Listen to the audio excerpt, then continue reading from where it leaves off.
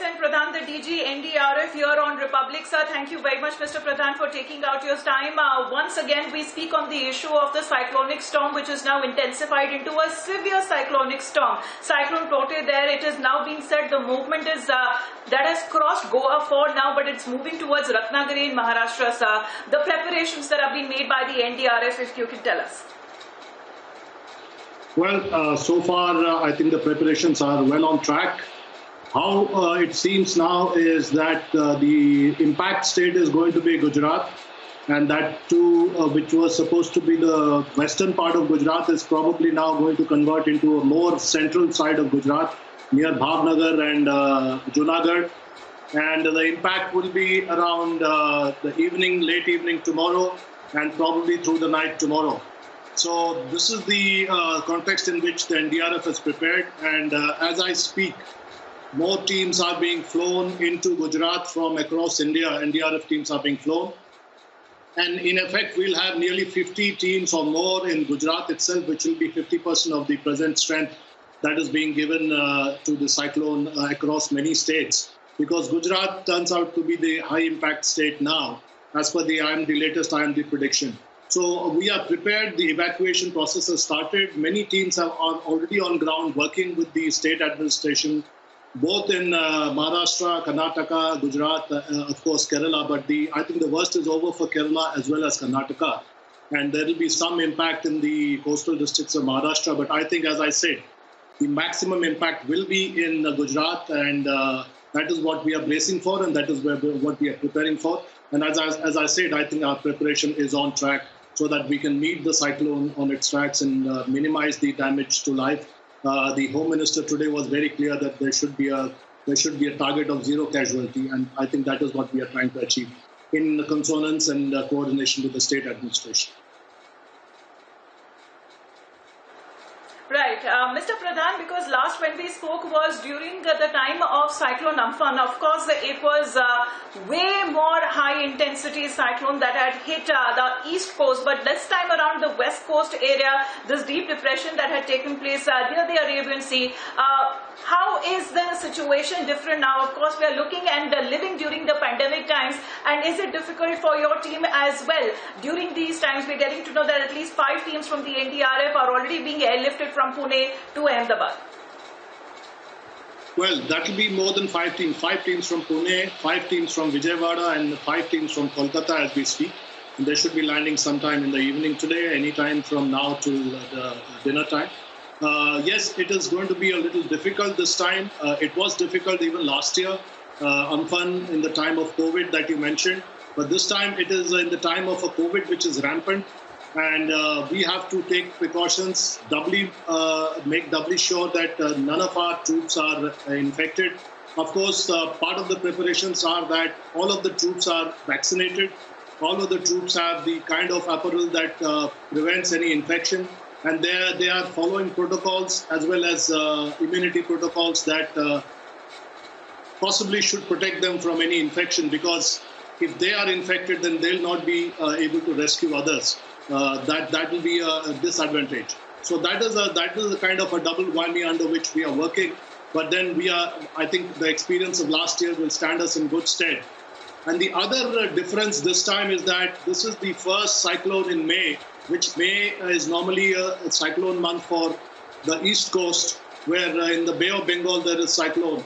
But this is the first of its kind after probably a decade or more that a cyclone has developed in the Arabian Sea in the western coast in the month of May. So in any case, we cannot trifle with this cyclone, because even if it is predicted to be of speeds less than Amphan scale, the cyclone is an unpredictable beast by the nature of it.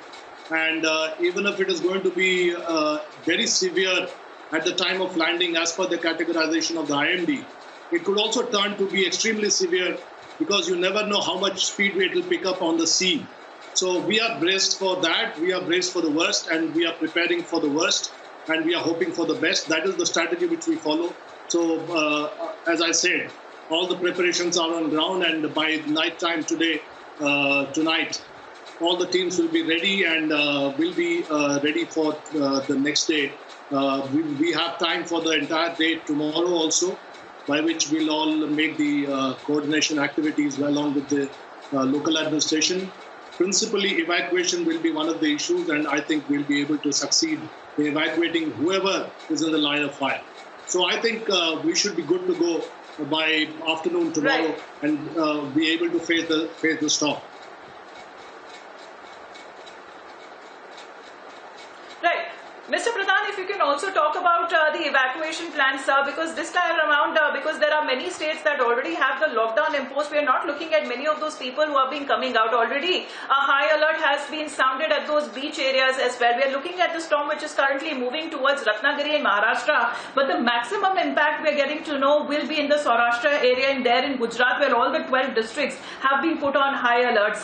The difference this time around, especially the arrangements that have been made for the state of Gujarat, sir, by the NDRF, if you can tell us more.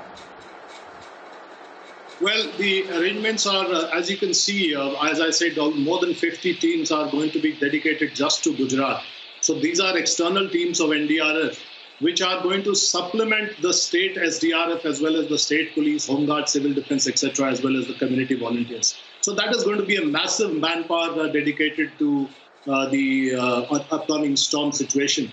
So obviously, priority number one is evacuation, because people should be taken out of the line of fire and line of harm's way.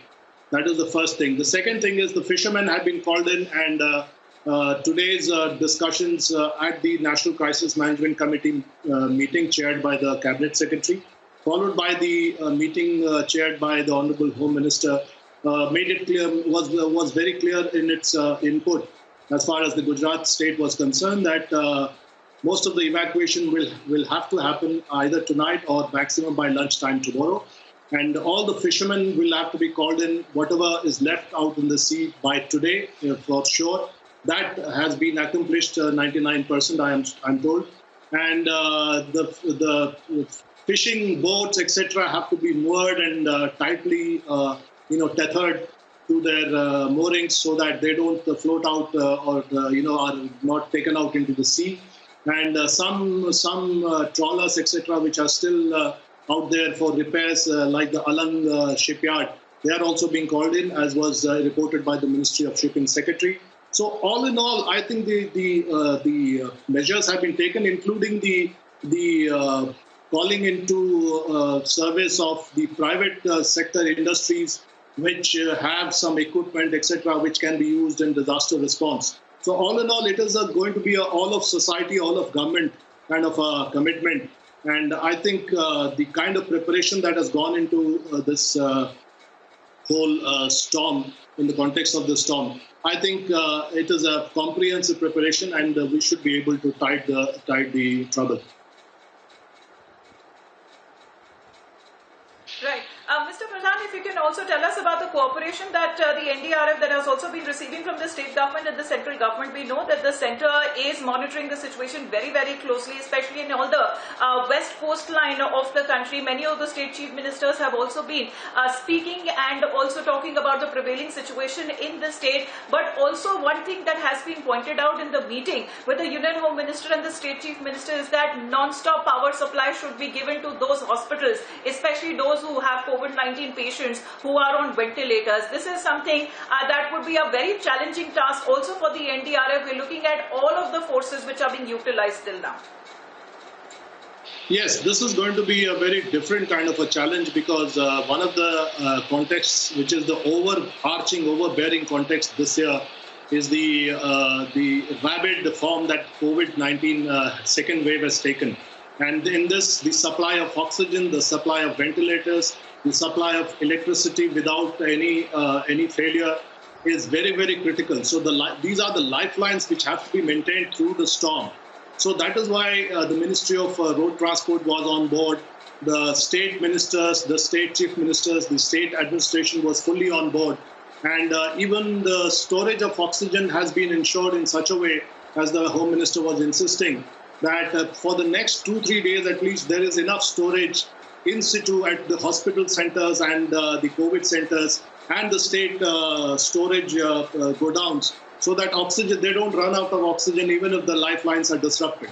But even then, it has been ensured that the lifelines are not disrupted, and 5 or 6 critical roads were identified from Jamnagar, where the oxygen is being manufactured in great quantity, which flows out to the western states, including Maharashtra. And also, there are oxygen plants in Maharashtra on the coastline, which have to be kept alive and kept running. So all this has been discussed threadbare.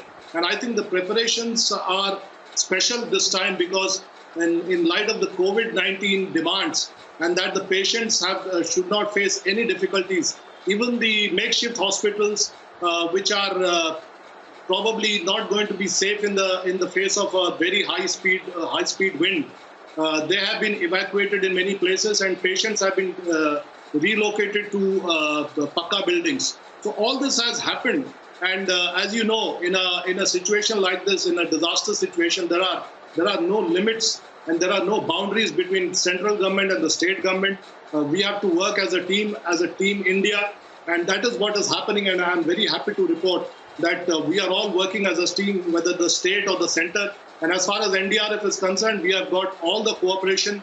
I am especially thankful to the Defence Forces, especially the Indian Air Force, which has made so many flights available to us to be transported at short notice. And as I said, even as we speak, we are being flown into Gujarat. So this is a very coordinated response. The Navy has pitched in, the Army has pitched in.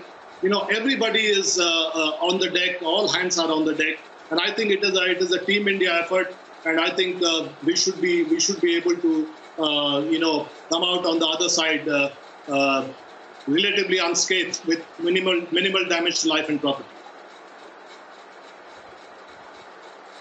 Absolutely, sir, because that would be the priority for no loss of life or property at any cost. But last question to you, Mr. Pradhan. I know you're very busy taking stock of the situation, but how are you looking at the coming 24 to 48 hours till it makes landfall? Of course, they're going to be very, very crucial.